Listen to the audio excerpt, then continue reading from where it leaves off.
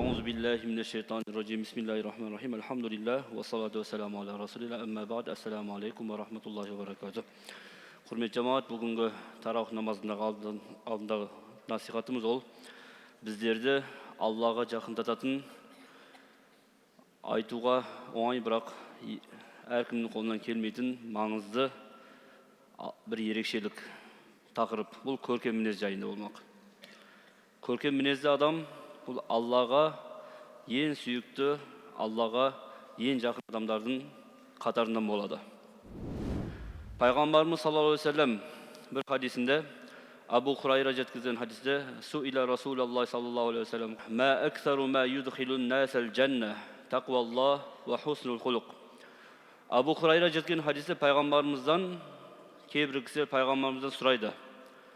Адамдардың арасында жәннатқа кіруіне себеп болатын ең жақсы амал ол қандай амал деп пайғамбарымыздан сахабалар сұрайды. Жәннатқа кіруімізге қандай амал біздер үшін деп сұрайды.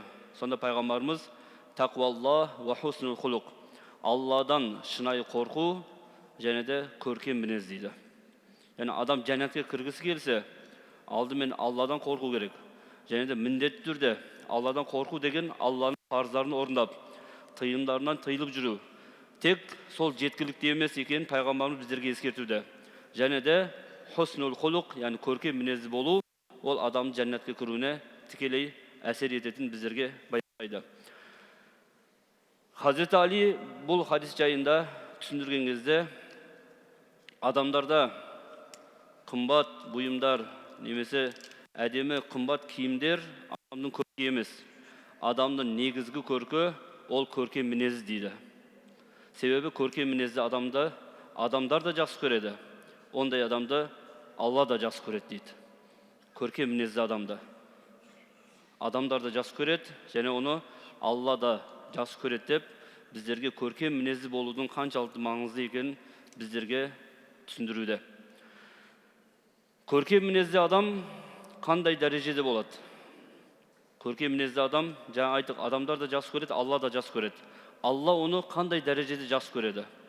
Бұл жайында да пайғамбарымыз хадисінде, көркем мінезді адам күні бойы ораза ұстап, түнімен намаз оқыған адамның дәрежесімен бір дәрежеде болады дейді. Ойлаңыздар, күні бойы намаз оқиды. Жыл 12 ай үздіксіз намаз оқитын, түнімен тәһәджүд оқитын, күні бойы ораза ұстайтын адамды біз қалай бағалаймыз? Не деген тақуа жан екен? Бұндай адам жәннатқа кіретін шығар деп бірден ойлаймыз. Міне көркем мінезді адам, ол дәл сондай адамның дәрежесінің бірдей дәрежеде болады екен. Көркем мінез дегеніміз, ол алдымен әлбетте Алланың алдында көркем мінезді болу. Алланың алдында көркем мінезді болу.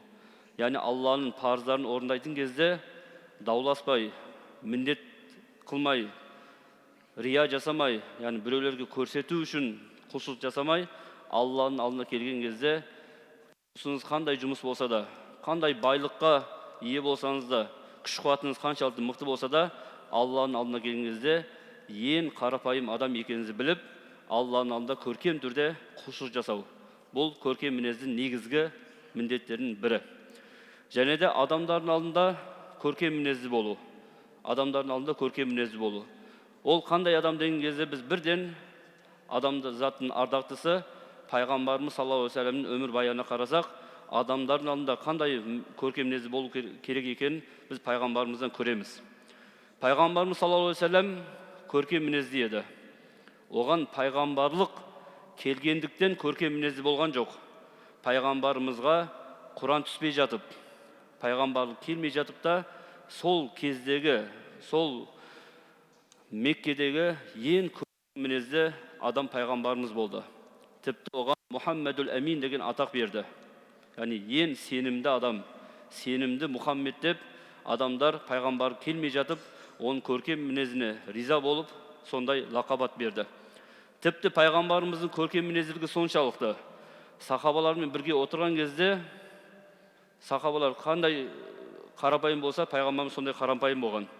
Яғни сырттан біреу келіп пайғамбарымыз іздеп келген кезде қарайды, қайсысы пайғамбар кім, қайсысы қарапайым адам, қайсы қызмет етіп жүрген адам ешкім білмейтін. Соншалықты қарапайым болып, пайғамбарымыз ешқандай мен пайғамбармын деп басын көтермей, сахабаларындағы ең қарапайым адам да пайғамбарымыз болатын. Пайғамбарымыз саллаллаху алейхи ва саллям екінші бір хадисінде айтады: өзінікі рас болса да, дауласудан бас тартқан адамға жәннаттан үй берілетіні, жәннаттың алдынан үй берілетіне мен кепілдік беремін дейді. Бұл көркем мінездің бір түрі. Бұл ашу деген барлығымызда бар нәрсе. Кейде жұмыста ашуланамыз, көлікпен жүрген кезде, көлікпен жүретіндер көп біледі. Кейде жолымыз кесіп қояды біреулер. Сол кезде ашуланамыз. Сол кезде өзінікі рас, сонда да дауласудан бас тартқан, көркем мінез арқылы ұрсудан бас тартып, ерегісуден бас тартқан адамға, иншалла, пайғамбарымыз өз хадисінде айтады, жәннаттың алдынан оған үй беріледі дейді.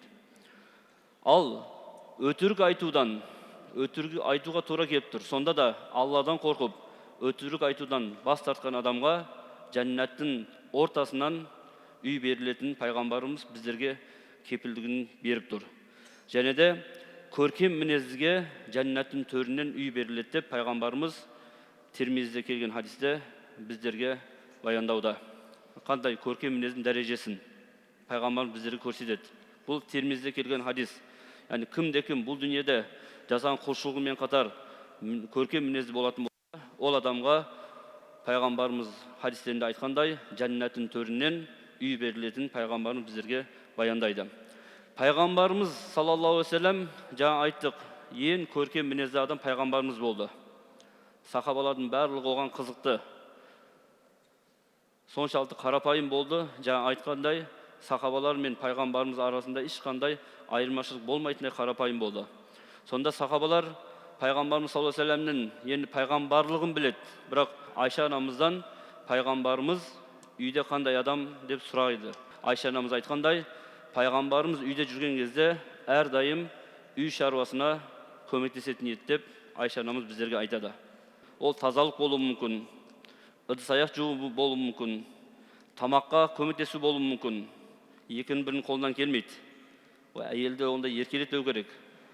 Әйелді бастан, баланы жасан деп біз қат-қат айтып кетеміз. Бірақ пайғамбар болса да әрдайым үй шаруасына көмектесетін пайғамбарымыздың жұбайы Айша анамыздың өзі біздерге айтып отыр. Тіпті пайғамбарымыздың қарапайымдылығы соншалықты, пайғамбарымызды көрген кішкентай балдардың өзі пайғамбарымызбен барып ойнайтын. Пайғамбарымыз көрген кезде, ойлаңыз, кішкентай балдардың бәрі пайғамбарымызды жүгіріп барып ойнауға шақыратын. Сонда тіпті кейбір хадистерде келеді, Анас ибн Малик айтады, кез келген сахабаның баласы пайғамбарымыз жолда кетіп бара жатқан кезде қолынан жетектеп алып жүрсе, пайғамбарымыз оны сұрамай, сол баланың артынан қолмен бірге сол бала қайда кетіп бараса артынан кете беретін дейді. Ойлаңыз, кішкентай бала қолынан жетектеп пайғамбарымызды алып кетеді. Мен пайғамбармын деп айтпайды. Немесе мен басқа жұмысым бар, қой деп айтпайды. Сол бала қай жерге алып кетеді, сол баланың артынан жетектеп кете беретін Анас ибн Малик біздерге жеткізеді. Пайғамбардың қарапайымдығы, пайғамбарымыздың көркем мінездігі. Сондықтан кім жәннатқа лайықты құл болғысы келсе, осы көркем мінез деген дүниеге қатты көңіл бөлу керек екен. Көркем мінез ол, айттық, Алланың алдында көркем мінез.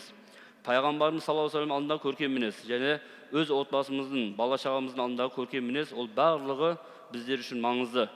Мен мінезім осы, мен бәрібір өзгермеймін. Мен әдет деген осы мойында қалған нәрсе, мені ешкім өзгерте алмайды, мен көркем мінезді бола алмаймын деген ол қате түсінік.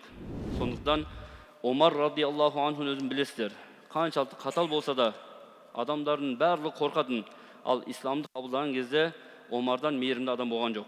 Сондықтан сахабалардың өзі өзгерді. Сондықтан адам мен қанша жаман мінезім бар десе де, көркем мінез болуға тырысуы өте маңызды екен.